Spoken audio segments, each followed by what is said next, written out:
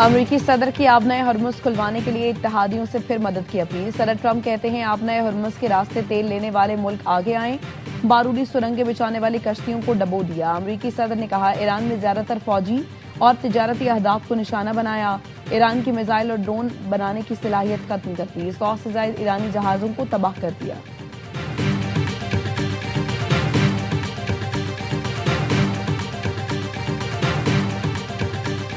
Iran के खिलाफ जंग का हिस्सा नहीं बनेंगे। इत्तेहादियों ने ट्रंप का डू मोर का मुतालबा मुस्तरद कर दिया। बरतानवी वजीर आजम कीर स्टारमर ने बताया कि जंग मजीद नहीं फैलने देंगे।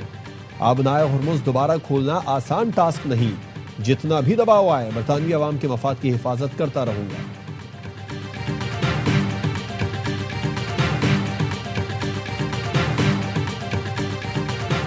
और ईरान का खित्ते में मौजूद अमरीकी सनतों को निशाना बनाने का ऐलान। पासदारान इनकलाब का कहना है चंद घंटे में अमरीकी हिस्सेस वाली तमाम फैक्ट्रियों पर हमले करेंगे। आवाम को अमरीकी सनती इलाकों से फौरी दूर रहने की हिदायत। ईरानी मीडिया ने दावा किया अमरीकी इंतजामिया ने खित्ते में तमाम सनतें और प्लांट्स खाली कर दिए। तवानाई की आलमी सप्लाई बहाल करने के लिए इत्तेहादी अपना किरदार अदा करें। तर्जुमान व्हाइट हाउस का कहना है आबनाए हरमुज के मामले पर बरतानिया को ज्यादा तेजी से कदम उठाना चाहिए था। तमाम मगरबी मुल्क मुत्तफिक हैं कि ईरान को एटमी कुव्वत नहीं बनना चाहिए। अमरीकी वजीर खजाना स्कॉट बेसन ने दावा किया है कि अमरीका आलमी मंडी में तेल की सप्लाई बरकरार रखने के लिए ईरानी ऑयल टैंकर्स को आबनाए हरमुज से गुजरने की इजाजत दे रहा है। कहा दुनिया की तवानाई की जरूरियात के पेश नजर ईरानी जहाजों को रास्ता दिया गया। इस रास्ते से चीन और भारत समेत दीगर मुल्कों के जहाजों की आमदोरफ्त में भी इजाफा हो रहा है।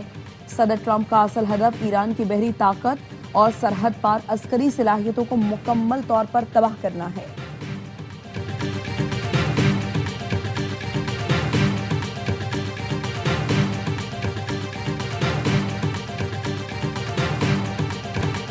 ईरानी वजीर खारजा का पाकिस्तान से उर्दू में इजहार तशक्कुर। अब्बास इराक चीन एक्ट पर लिखा बैरूनी जारहियत के खिलाफ भरपूर हिमायत पर पाकिस्तानी हुकूमत और अवाम का तहे दिल से शुक्रिया। पाकिस्तान ने अमरीका और सेहूनी रजीम की जारहियत के मुकाबले में अवाम और हुकूमत ईरान से यकजहती और हिमायत का भरपूर इजहार किया। ईरानी वजीर खारजा ने मजीद कहा कि हमारे खिलाफ इस्तेमाल होने वाले मुल्कों के लिए आबनाए हरमुज नहीं खोला जाएगा। कौमी सलामती के तहफ़्फ़ुज़ के लिए आबनाए हरमुज में इक़दाम का हक रखते हैं। एक और पैगाम में पड़ोसी मुल्कों से सवाल किया पड़ोसी मुल्क जंग पर अपना मौक़िफ़ फौरी वाज़े करें। ईरान पर हमलों के लिए सरजमीन या अड्डे देने वाले कत्लेआम की हौसला अफजाई कर रहे हैं। ईरान की नेशनल सिक्योरिटी काउंसिल के सरबराह अली लारेजानी ने भी मुस्लिम मुल्कों से सवाल किया। कहा ईरान डट कर खड़ा है, बताओ तुम किसके साथ हो। लारेजानी ने कहा जब ईरान पर हमला हुआ तो मुस्लिम अक्सरियत मुल्कों की तरफ से हिमायत न मिलने पर अफसोस हुआ। कुछ मुल्कों ने तो ईरान को दुश्मन करार दिया सिर्फ इसलिए कि ईरान ने अमरीकी अड्डों और इसराइली मफादात को निशाना बनाया जो उन्हीं की सरजमीन पर मौजूद है।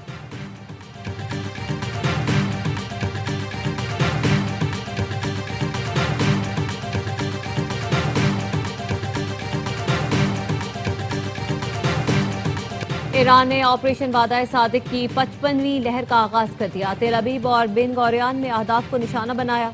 बाज़ारान इनकलाब का कहना है अहदाफ में इसराइली हथियारों की तंजीबात शामिल हैं। रीफिलिंग सपोर्ट सेंटर भी निशाना बनाए गए।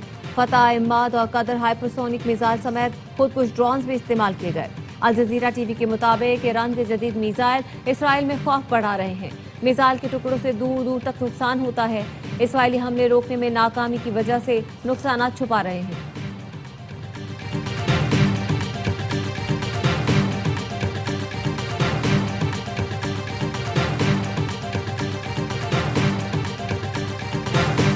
इसराइल ने ईरान में एक और स्कूल को निशाना बनाया। फारस न्यूज ने बताया कि खमीन में लड़कों के स्कूल पर बमबारी की गई।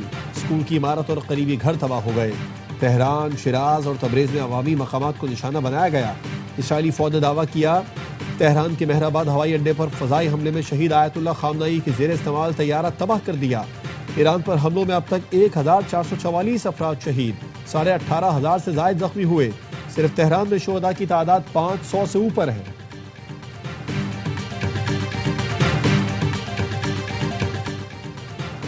ईरान के जदीद मिसाइल इसराइल में खौफ बढ़ा रहे हैं। अल जजीरा टीवी के मुताबिक मिसाइल के टुकड़ों से दूर दूर तक नुकसान होता है। इसराइल हमले रोकने में नाकामी की वजह से नुकसान छुपा रहा है। तल अवीव में मिसाइल आता देखकर स्काई न्यूज टीम को पनाह लेना पड़ी। स्काई न्यूज ने बताया कि तल अवीव में इसराइली जेर जमीन बंकर्स में रहने पर मजबूर हैं। तल अवीव में मिसाइल ड्रोन्स देखकर इसराइली गाड़ियां छोड़कर भाग जाते हैं।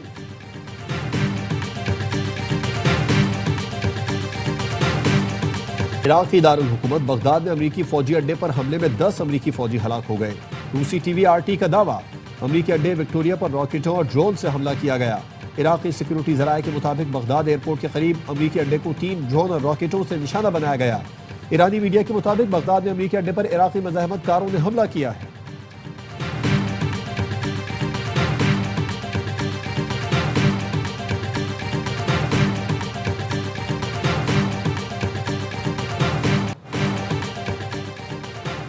ईरान के खलीज फारस में अमरीकी अड्डों पर हमले जारी। फुजैरा के सनती जोन में ईरान के ड्रोन हमले के बाद आग भड़क उठी।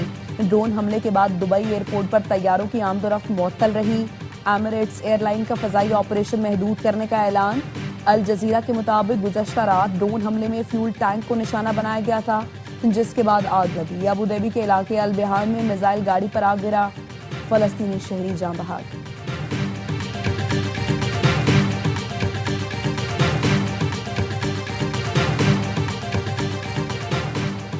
नायब वजीर आजम इसहाक डार की सऊदी वजीर खारजा शहजादा फैसल बिन फरहान से टेलीफोनिक गुफ्तगू। दोनों रहनुमाओं में खित्ते की सूरत हाल में पेशरफ्त और वसी तर असरात पर तबादला ख्याल। दफ्तर खारजा का कहना है नायब वजीर आजम ने अमन सलामती के फरोग के लिए सिफारती रवाबित को वक्त की जरूरत करार दिया। खित्ते की सूरत हाल में मकाले में मुसलसल कोशिशों की अहमियत पर भी जोर दिया। अमरीका ईरान जंग के बायस खित्ते में कशीदगी ईंधन का बहरान सर उठाने लगा। मुमकिन बहरान से निपटने के लिए हुकूमत पाकिस्तान के पास 2 ऑप्शन रह गए। पहला ऑप्शन आलमी मंडी के मुताबिक पेट्रोलियम मसनूआत की कीमतों में इजाफा। दूसरा ऑप्शन QR कोड के जरिए फ्यूल राशनिंग सिस्टम मुतारिफ कराना है, जिसके तहत गाड़ियों को हफ्तावार महदूद मिकदार में पेट्रोल फराहम किया जाता है। श्रीलंका समेत खित्ते के मुख्तलिफ ममालिक फ्यूल राशनिंग का सिस्टम पहले ही मुतारिफ करा चुके। माहिर मईशत आबिद सुलहरी का कहना है स्कूल और दफातर खुले रखने में तो राशनिंग के ऑप्शन पर जाना होगा। माहिर तवानाई खालिद वलीद ने कहा हुकूमत सोलर एनर्जी का ऑप्शन भी इस्तेमाल करे। हुकूमत किस ऑप्शन पर जाए, आप भी अपनी कीमती आरा से हमें व्हाट्सएप मैसेज के जरिए आगाह करें।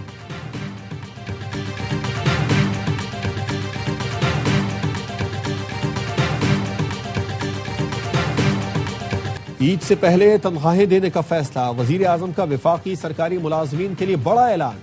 वजीर आजम की हिदायत पर मुलाजमीन को ईद की छुट्टियों से पहले तनख्वाह अदा कर दी जाएगी। महकमों ने तनख्वाह अदायगी के लिए कार्रवाई शुरू कर दी।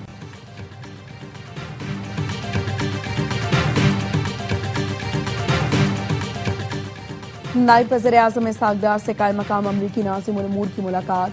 पाकिस्तान और अमरीका के 2 तरफ़ा ताल्लुकात पर तबादला ख्याल। खित्ते की मौजूदा सूरत हाल और जारी पेशरफ्त पर भी गुफ्तगू। पाकिस्तान ने खित्ते में अमन और इस्तेहकाम और सिफारती राबतों की अहमियत पर जोर दिया। पाकिस्तान और अमरीका के दरमियान ताउन बढ़ाने। PTA का टेलीकॉम कंपनीज को 5G लाइसेंस रवा हफ्ते जारी करने का फैसला। हुकाम के मुताबिक बोली में कामयाब तीनों टेलीकॉम कंपनीज को एक साथ लाइसेंस का इजरा किया जाएगा। हर कंपनी $1.5 करोड़ की बैंक गारंटी लाइसेंस शराइत पर पूरा उतरने के लिए जमा करवाएगी। सोने और चांदी की कीमतों में कमी। फी तोला सोना 1800 रुपए कम होकर 5,22,762 रुपए का हो गया। बैनुल अक़वामी मार्केट में फी ऑन सोना $18 सस्ता, कीमत $5,000 हो गई। फी तोला चांदी की कीमत 100 रुपए कमी से 8,441 रुपए की हो गई।